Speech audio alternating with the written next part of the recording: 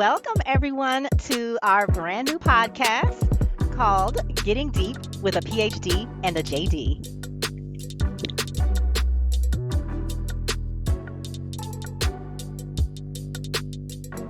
You may be asking, what is this podcast about? This podcast is a spirited and analytical discussion about relevant news topics that are not a part of your daily timeline. Not only will you learn something new, you will be inspired to action.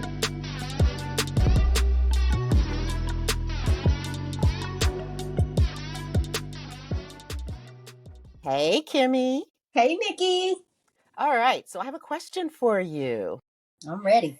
All right, so what has a substantial impact on our species and our ability to be sustainable, but a lot of folks still do not believe that it is important? That's got to be climate change. Yes, climate change. So we are going to talk about climate change today. And I think this is really a relevant topic because we know that we've been experiencing the hurricanes and floods and wildfires. And also in the United States, we've been experiencing wildfire smoke from Canada. So we have all of these unusual weather occurrences that used to be considered rare, but now this is what's considered our new normal. So I think this is really relevant for us to talk about today. Absolutely. And I think it's very important for us to also state the fact that climate change really is a change in the normal weather patterns, because a lot of some of the folks who would want to deny it, right, they'll say, oh well, yeah, it was hot this summer but it's cold this winter.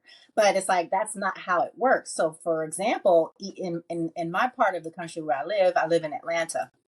So last winter it was abnormally cold, and that is related to climate change. It doesn't always just mean things are heating up, right? Right, So right, literally, oh, it's just getting warmer. That's part of, global warming is a part of climate change, but it's not the only thing, right? right. So is we have to make sure that we're looking at the totality, and that's what it is. Just like, in Georgia, it shouldn't be -7 degrees outside. Exactly.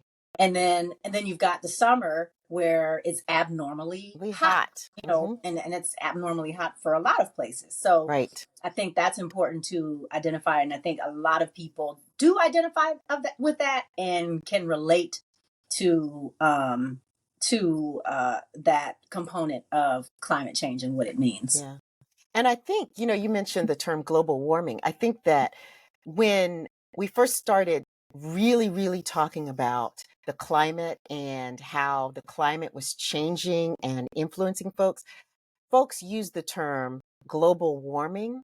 And I think that held us back a little bit because people were concerned about only the warming. And like you said, people were saying, but it's not warm here. It's not warm here. And because of that, people didn't understand that we were talking really about the climate being changing. It's not just weather, it's the climate. We're looking at these large shifts. And when we talk about climate, we're really talking about larger shifts. I know that the other piece that I think we really want to talk about today is, along with climate change, we also want to talk about this concept of environmental justice, because we know that, I'm going to bring racism in because there's so much, racism impacts so many things, but Black and brown communities also have a disproportionate amount of the negative share of climate change. And we look at Black and brown communities and where they're located in dangerous areas that have a higher risk of flooding, being exposed to toxic effects from something like, for example, wildfires. So we can't leave out the fact that there are marginalized and oppressed groups who are unfortunately hosting or holding a lot of the burden for the climate change phenomena. Yeah, and and I was looking for the article that I found on the landscape of climate change litigation and how it Mm, sort of relates to um, the environmental justice piece. yeah. And the article, I'm trying to find it. I think probably the most applicable component to climate change litigation is the use of climate rights in climate litigation, where there are litigants, people who file suit, who are invoking what they call climate rights in their legal arguments. And the approach is to establish and assert the rights of individuals and communities affected by climate change, highlighting the duty of governments and other entities to protect those rights. So I think that sort of bucket of litigation would certainly apply to and would benefit communities that are abnormally affected by climate change. Yes. So that is happening, and it's it's important to know that it is actually going on. That people are filing suit under those causes of action to say, hey, Right. yeah, Right. it's my right to Yeah. live and not be affected by your pollution or whatever the case may be. Exactly. And the other thing, and I know that that the western part of the United States is really experiencing this, and this ties in with the water rights. Mm-hmm, And because of climate change and places experiencing droughts and and not having clean water, because that's the next thing, the next big issue that we're going to experience is that folks like having access to clean water, and who has access and who has the right to build dams. And I know that they have some litigation that's going on now because different areas, like for example, they're different, like I know avocados take a lot of water, and there's some nuts that, some different things that take a lot of mm-hmm. water to produce. And I know Isn't it that almonds? almonds, I believe, yes, Yeah. you're right, almonds take a Mm-hmm, lot of water as well. mm-hmm, And so folks really need the water to produce them, but to get the water, they're going to have to take it from other places. And so they have people fighting over water rights. mm-hmm. And if you would have said even 50 years ago, okay, we're going to be fighting over water rights, people would not believe that, you know? It's pretty wild. And with the increase, and you mentioned the West Coast, yeah, I felt like, the last time I visited, it was really strange to me how much or how integrated the water preservation was on everyone's lives. For Yeah. example, having restrictions on when you can water your lawn, all of that's new. Like, Mm-hmm. there was never really any restrictions on the ability to maintain your home and your property the way that you want Right. to, because of what's going on with the environment and how it may and how it relates to the climate change. um Exactly. Even so the one of grid, even the electric grid, mhm, they have rolling blackouts. Um, mhm. and Like those, you mean intentional blackouts, yeah, right? yeah. And I was talking to a friend, this isn't in the United States, but I was talking to a friend about South Africa and Yes. how they actually have rolling Yes. blackouts in places. Hmm. Um, and here, our power grid, to be able to heat and to be able to cool because of the changes in climate, we really have to be weary and mindful of that. And Hmm. also, we have to be mindful that some places, like up north, they don't have air conditioning like we do in the South. And some places don't have heat like they do in other cooler places. And so people have died because of the heat in places where they don't have air conditioning. And so Yeah. now people are Yeah. really thinking about the climate and the heat, the power grid and watering, and everything. So we really Hmm. have to think about that. Yeah. Yeah. One of the things that I wanted to also talk about as it relates to climate change is, we started the conversation off talking about, the normal idea of what climate change means and what Mm-hmm. it means to us. And I just thought it was interesting that there are other issues that I think people may not think about top of mind that's affected by climate change. And so, according to NASA, what is this? Is there global climate change? I'm trying to figure out if there was a specific department dedicated. I can't find that right now, but it's NASA. And so one of the ways that climate change is affecting the world is it's affecting transportation. And some of the less obvious effects that is having on transportation is in flight travel. Ooh. So climate change is actually causing more and more violent turbulence. I did hear So, something like that. mhm. Yeah, yeah. So the changing atmosphere, according to NASA, can may make future airline flights bumpier by strengthening what they call the vertical wind shear in jet streams. I'm not going to get into that whole discussion, but the end result is that it does create more violent and more turbulence, more often. Uh-huh. And even and then there's this idea of clear air turbulence. Clear Uh, air. Oh, I've never yes. heard of this. So according to this article, let's see. I'm trying to find out where they defined the clear air turbulence. Um,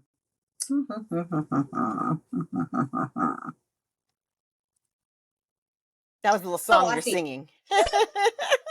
So You yeah, so know, it says sometimes sometimes bumpy flights happen without significant cloudiness or thunderstorms, and this phenomenon is known as clear air turbulence. A British atmospheric scientist, Paul Williams of the University of Reading, studies clear air turbulence. And he said his findings by 2050, the frequency of reported clear air turbulence is expected to double, and the wow. strength of turbulence is expected to increase by 10 to 40%. Wow. And severe turbulence at typical airplane cruising altitudes could become 2 to 3 times more common, Mm-hmm. which will impact airspace over large regions of the northern hemisphere. So it's affecting that, and it also climate change is also making travel through the Arctic. It's affecting the Arctic in weird ways, and the fact that because the ice caps are melting, it's actually going to allow for travel through that region much more common in the near future. Interesting. But then it still could be dangerous because we're not used to traveling There's no, but in there's the no ice. infrastructure there really to Right. to travel, and I also wonder because one of the things that we have done as humans is as soon as we're able to get to some place, we go and what do? We colonize and we do Yes. these different things. So I wonder in the places that we really haven't been able to really build up, what is that whole area going to be like? It's very Mm-hmm. pristine. And also, one of the things I wanted to mention is you mentioned like the ice melting and then the Arctic and being able to travel there. Mm-hmm. Well, I was reading an article about what they call ancient diseases and ancient Oh, yes, germs. yes, yes, Yes, the germs that were frozen within yes, these ice caps. And yes, then with the melting, you know, so now it puts us at risk of being exposed to all of these different germs and yes, viruses and bacteria that were yes. once contained. And so, Like what is that going to look prehistoric like? diseases, like we could. Yes. And it's so funny you mentioned that because the article that talks about other uncommon impacts of climate change, that was one of them. One of them, yeah, yeah, Yeah. the diseases. Yep, Yes. absolutely. That and I Things went, that we haven't seen that when we yes. read about them, we're really not sure what we're like, okay, well, we think that, the plague was this, or we think it was this. But there are all these really ancient things that just disappeared. And so scientists are very Very, concerned yeah. about that. Very Yeah. concerned. And we don't have antibiotics for that. And we and even if we The did have it, dinosaur flu, we And antibiotics. also think about how we were with COVID and how in the Yeah. United States, how split it was. It became a political issue. Yeah. So I'm just fearful that if when the next pandemic arises, that we won't be able to survive it because people are so um set on making these political issues instead of health issues. And it's so very important. And one of the other things too that scientists were afraid of with the melting ice caps were, yeah, it's like, okay, like you were kind of saying before, once we find somewhere new to go, automatically we start going there and messing stuff up, right? And so that's one of the scientists' concerns. It's like, okay, yeah, you can start travel through that corridor, whatever it's called. Um, environmentalists are worried about increased pollution there and Right, oil right. spills that Yeah. will disturb whatever marine life is going on in that Mm-hmm. ecosystem or in that environment. Yeah. So, And the spreading of, talking about diseases, mm-hmm, different types of diseases, like there may be some things that are more common there and things that are more common here, and we spread them. mm-hmm. And folks, and that's one of the things that I saw too, is that like, for example, places that had not had malaria before, Oh yeah, because yeah. malaria is usually like hot and I think either humid or arid. I can't remember which I think one, it's but humid. I humid. think it's But humid. so we have more places because of the change in temperature and the change of climate. So now places that really hadn't seen malaria or these other illnesses are now Mm-hmm, starting to see them. So I could see mm-hmm, opening up travel in a different place, um, having the changing climate and potentially new diseases mm-hmm, introduced, and then with the plane travel having it go quicker throughout the mm-hmm, world. So mm-hmm. it just leads to the perfect storm for a The next perfect storm for pandemic. yes, for a pandemic, absolutely. Right. One of the other uncommon or lesser known impacts was the effect of transportation that is necessitated by rivers because of historic droughts or the frequency of droughts and floods. So it Yeah. affects water Yeah. levels of rivers and reservoirs, and so that affects shipping cargo Mm-hmm. and Aren't they having that now in Panama? I believe I read that's something what about the I was going Panama to ask you. Canal. I was going to ask you, was that related to that whole thing in Panama when that boat Yeah. stuck? No, that I believe that was because the that was probably human error and it was the Oh, boat, the way they maneuvered it. But right now, mm-hmm. I believe, if I'm correct, it's the Panama Canal or the Suez Canal. One of the canals Mm-hmm. is having trouble because of the lower water level, Mm-hmm. the lowered water level, Mm-hmm. and it's a direct result of climate change, and Yeah, that could impact the supply chain. supply chain. And during the pandemic, people who had never heard of this whole idea of the supply chain learned They quickly learned about supply chain. the They hard. learned It was a hard lesson learned, believe me. very hard. You went to I mean, even you were for looking me. for things? I Yeah, mean, the supply chain isn't something that's normally on my radar right. about. I mean, we've become so used to having access. It's like, oh yeah, if I order Yeah. something, it's gonna get It's here. going to get here and it's going to be And here in a day or two. in a day or In a two, day or two. we So were now, not we lost yeah, our minds when we yeah, couldn't get we lost our what, minds. We what didn't understand why we couldn't get our $10 tomatoes or our, or people like me who was in the housing market and I couldn't get my cabinets and couldn't right, go on because my the loan. supply. Mm-hmm. Yeah. While the Or interest rate was going when I up. went to buy my new car, I couldn't Mm-hmm. get the only colors available to me for my Mini Cooper. Shout out to Mini. The only the only thing available, I could get black or I could get gray. And Mm-hmm. I love colorful cars. I've had Mm-hmm. red and blue and orange. And Oh, so, the yeah, I had orange. Yeah. really? Orange Crush. That was my car. Ah! Orange Crush. Yeah, I name them all. Right now I drive black, sexy black Mamba. That's my, because it's black and metallic. And I'm like, Oh, ooh. So I name all of my cars. But yeah, oh I could gosh. only get either black or gray because of supply chain issues. Mm-hmm. And so now it's going to become more of an issue. It's going to become more than a one-off, right? Because everybody's Yeah. looking at it like, oh, that was the pandemic and that was a one-off, but it's going to become more because, like in this article, we're talking about the Mississippi River. It had low water in, it looks like 2012, Mm-hmm. and an 11-mile stretch of the river was closed. And Wow. and transport and all that couldn't occur during that period of time. So, and Yeah. that a large economic impact.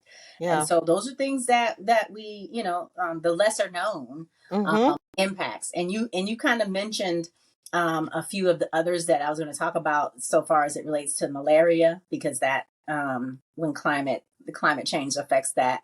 There is also research about the increase of Lyme disease and the Mm-hmm. existence of ticks, Ticks. Yes. because Ticks. Definitely. mhm, because more and more areas are becoming warmer. Because Exactly. And yeah, a lot of the Lyme disease, a lot of folks don't know that they've been exposed to Lyme disease because a lot of times, like, if you go to the doctor and the doctor sees Lyme disease all the time, then mhm, they're more familiar with it. yeah, But because it's spreading and because the ticks that carry it are spreading, you're hmm in places where people are starting to get it now. And so it's taking a second for doctors to yeah, they're not looking realize for it. exactly what it is because they're not looking for it because it hasn't been there. And Yeah, so that's the other part is that, we have to be open to a changing disease pattern because of yeah, climate change. Yeah. Yeah. that's wild. Isn't Yeah, it wild though? and Yeah. then also, and then the last thing is uh um oh, what's the word? What's the word I'm thinking of? Allergies. Allergies. Allergies. Yes. So it's make climate changes make is what's making allergies worse. Are there people out there that don't have allergies?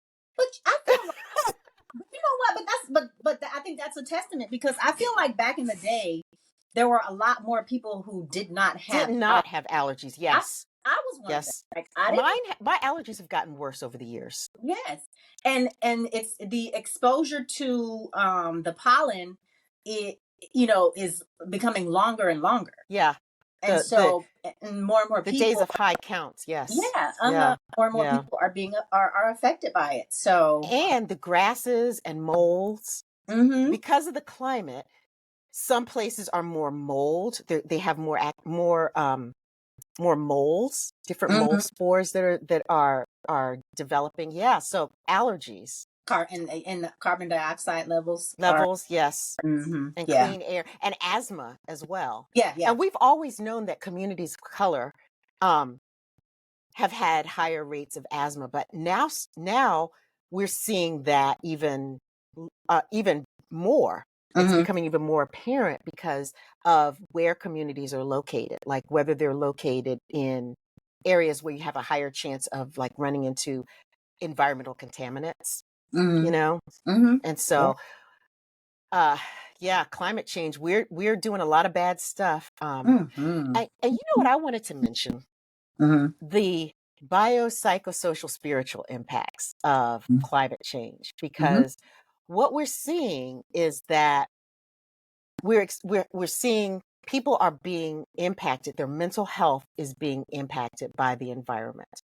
You think about all of the fires and you think about the floods and the storms that people are experiencing and just how traumatic Yeah. those things are. I mean, I was reading some information about PTSD and it's post-traumatic stress disorder, Mhm. and the connection between that and experiencing these environmental events, and because they are traumas. Yeah. You watch your house or you watch your community burn in a Yeah. wildfire. Mhm. That is a trauma. You see people dying in floods, or you're struggling and you have to get in a canoe to get rescued. Mhm. That's a trauma. That's what people are seeing. And so in terms of mental health issues, we're seeing a rise in mental health issues related to climate issues. Yeah. Um, we're just seeing a lot of different things. And also, I want to mention some other things like the loss of homes. A couple of times we've talked about Maslow's hierarchy of needs. Mhm. And so when you're thinking about environmental and climate change issues, and you think about the loss of security and safety and food Yeah. and clothing being on those basic level needs, Yeah. um, you have those as well as the higher level needs that can Mhm. also be impacted. And I found a statistic that I thought was really interesting. Do you know for every 1%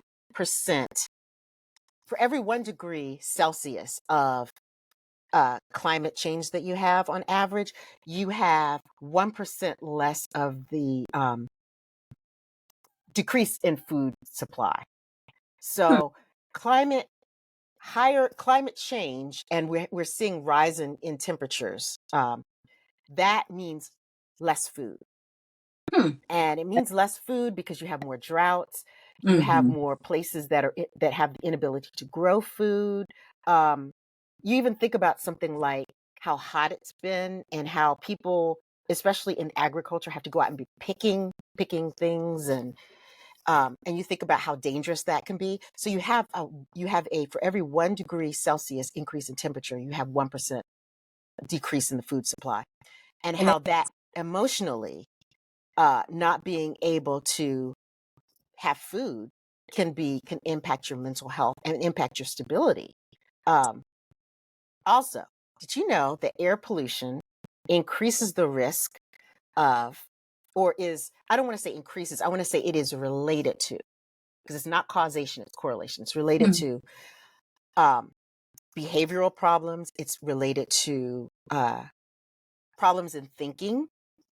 It's related to Parkinson's disease and potential and possibly even having mental health episodes, like having episodes where people have like different episodes in thinking.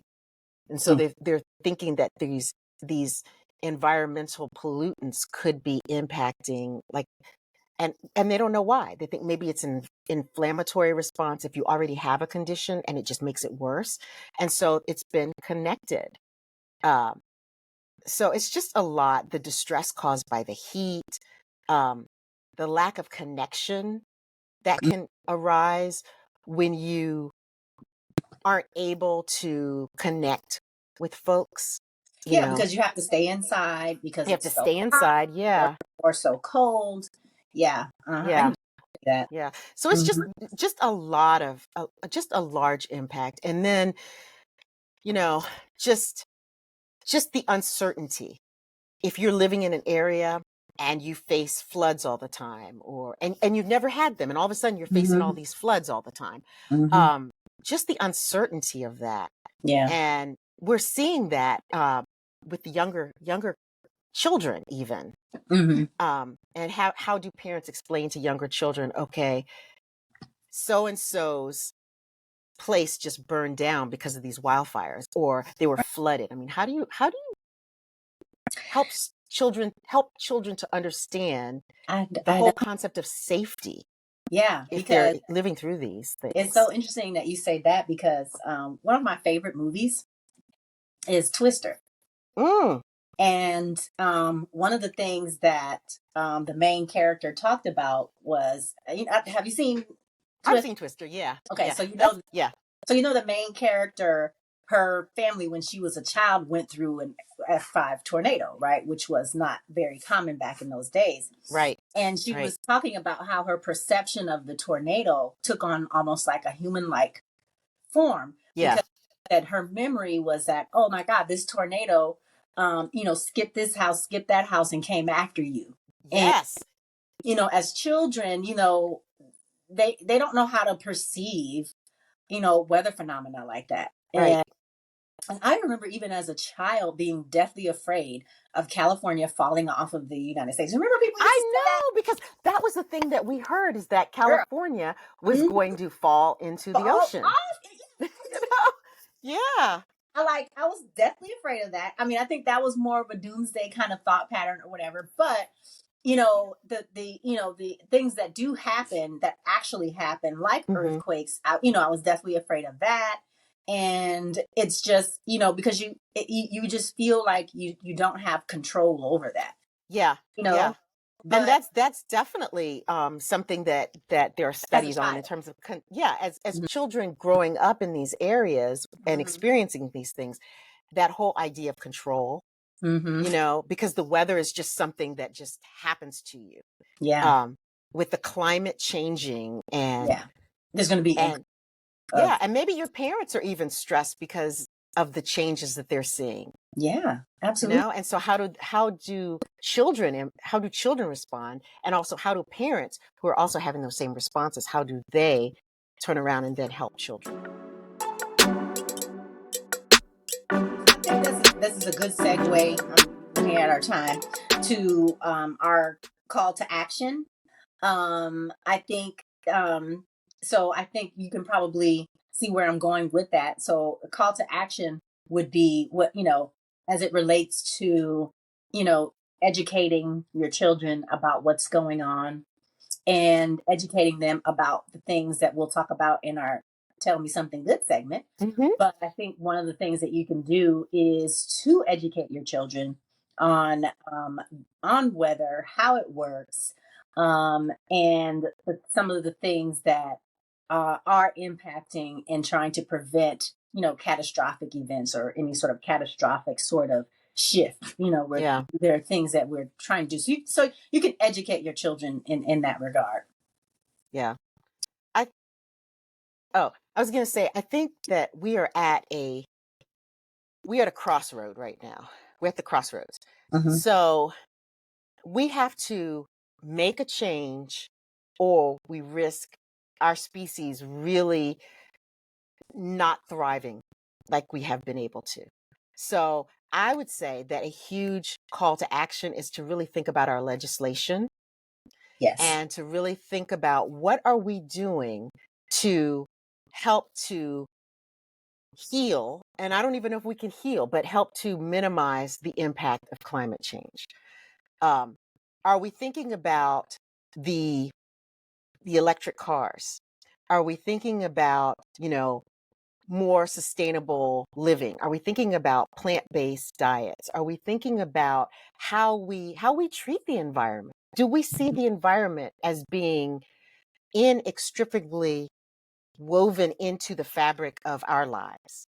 I Hmm. mean, how are we doing that? So we really need to, the call to action is to really think, Personal responsibility. and personal responsibility, and really understand that we have an impact on the climate. And I think another way too that we can impact the climate, because you and I talked about this, in that individual contributions aren't going to be significant enough. Right. We have to hold our corporations responsible, and Absolutely.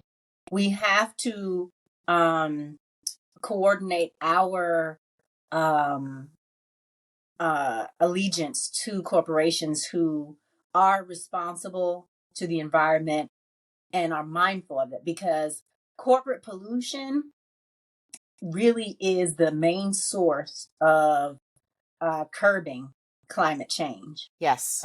And one of the buckets of litigation that is going on as it relates to corporate liability is, and corporate responsibility to our planet.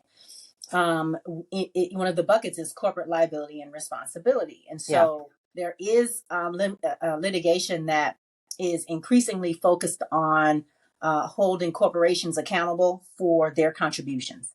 And the cases seek to establish corporate liability for climate harms and underscore the responsibility of businesses to mitigate their environmental impacts. Yeah. Um, and Climate disclosures and greenwashing, uh, litigation that addresses climate disclosures and greenwashing is to ensure transparency and accountability as well for large corporations and governments. So I think educating yourself on those kinds of things as well, and Mm-hmm. supporting organizations and companies that are environmentally sound and responsible, Yeah. really that's really what's going to curb that Absolutely. contribution. It's with our bigger companies. And also I think we need to stop thinking about things as an either or. We need to start Mhm. thinking about things as and. For example, uh, the whole tension between, okay, we need to move away from fossil fuels, and we need to think more about electric energy. We need to think more about wind and solar. We need to just really think about it. And so the tension is because people are saying, okay, you're taking food out of the mouths of folks who work in like the coal mines and who work with oil. But that's not really the argument. The argument is people not being willing to change. Yeah. And when I say change, I mean, we all have to change our mindset. We have to think about an and mindset. You know, is there a way to have green energy that where it helps to raise people up and people they do have jobs, they do have training, they do have the resources, and we're not harming the environment. Because if we keep going where we're going and we keep doing what we're doing, then our planet is going to be very hostile for the future generations. Yeah. And for those folks who have, who are really concerned about the future of the planet, you're going to have to really think about what are you willing to do today so that those who you don't even know can have a good life as well. Yeah. I think we can then segue into our favorite. Our favorite section here, and that's our Tell Me segment. That's our Tell Me Something Good segment. Tell me something good. And are we going to do it today? I think so. I think we are. Let me get. Okay, I think we deserve it. So we're gonna count down. Okay, we're gonna count down. Okay. 5. Okay. 4. 4. 3. 2. 1. Okay. Tell me something good.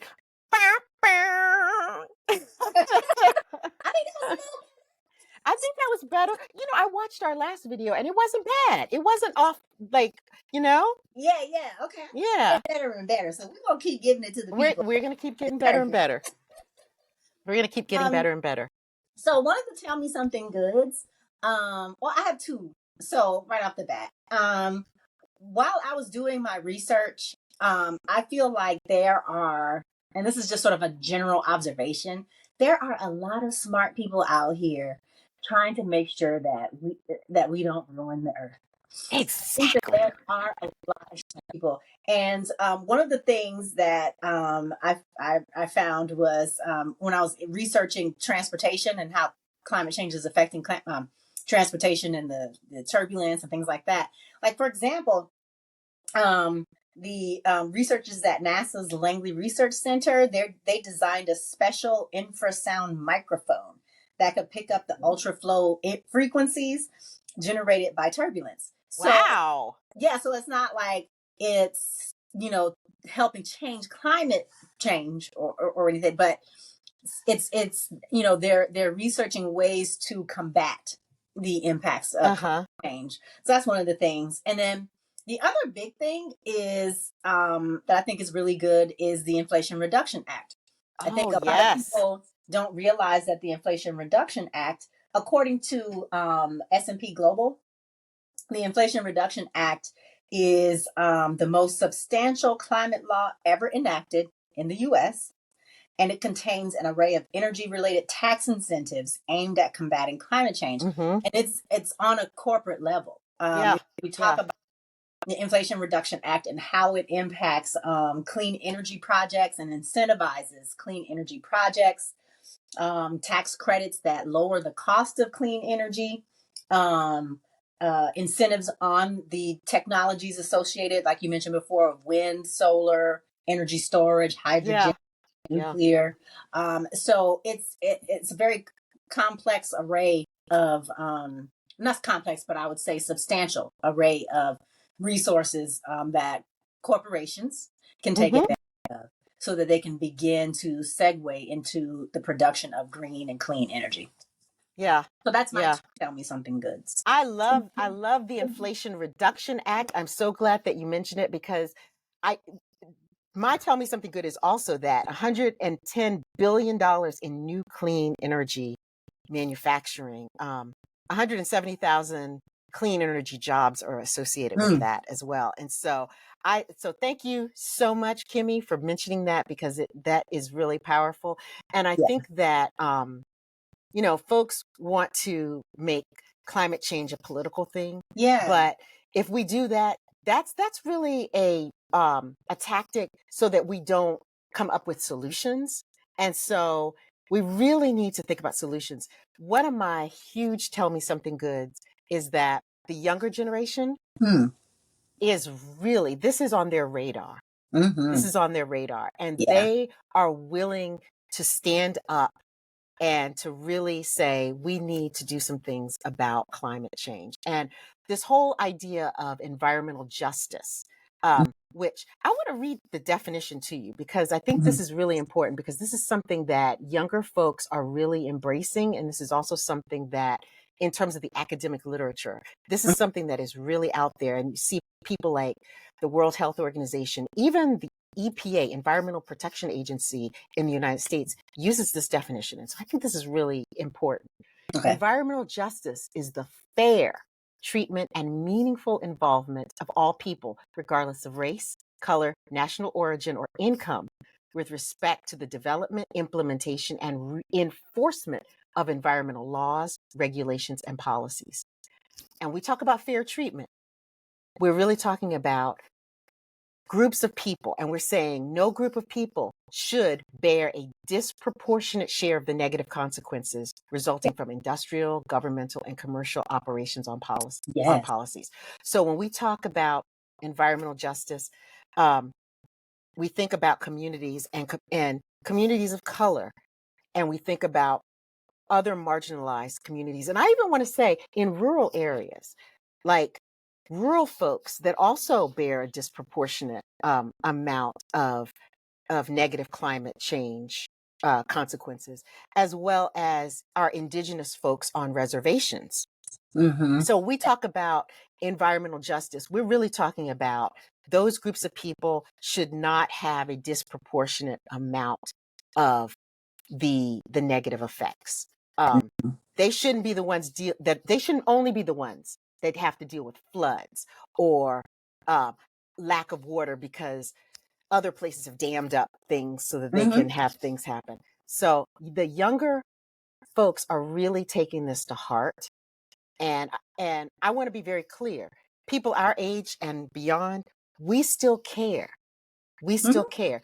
But the younger folks are getting this from a young age because they're growing up seeing the impact that they have. They're growing up in these hot, sweltering temperatures. They're growing up in these freezing cold places. They're growing up seeing how the pandemic has impacted them and their families. Yeah. And so they're seeing these things are happening more often. And because of that, they're not willing to see this as, quote, normal. They want to make a change. Yeah.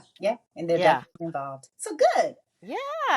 Right. So I think that's gonna be it. I think so too. More. It's a lot, and there's so much more that we could talk about. But as normal, let us know how you liked this content. Comment, like, and subscribe. When if it so moves you, we would certainly appreciate it. Yes, absolutely. I think we probably need to go through and look at our subscribers, and we probably need to do like a subscriber of the month and do a shout out to a subscriber of the month. I think we're going to start doing that. Okay. Kimmie, what do you think about that? I think that would be a great idea. I think that's fun. So yeah. Subscriber of the month. Okay. Yeah, So stay tuned, folks. And I might have to go into my little prize closet and see if I can find because I love giving out little prizes. So I might have to do a little prize for our subscriber of the month, because I think it's important to value folks who do take the time to subscribe or comment. Awesome. Okay. Comment. So stay tuned, people. We may be rolling that out soon. So yes. And in the meantime, please comment and tell us one thing that you're doing to support the environment and to help combat climate change. I would love to see that in the comments. I'd love for the comment section to be just filled with all kinds of things that folks are doing, because it would show that they care. Oh, right? Awesome. Absolutely. Yeah. All right. Well, until next time. Until next time. Bye. Bye.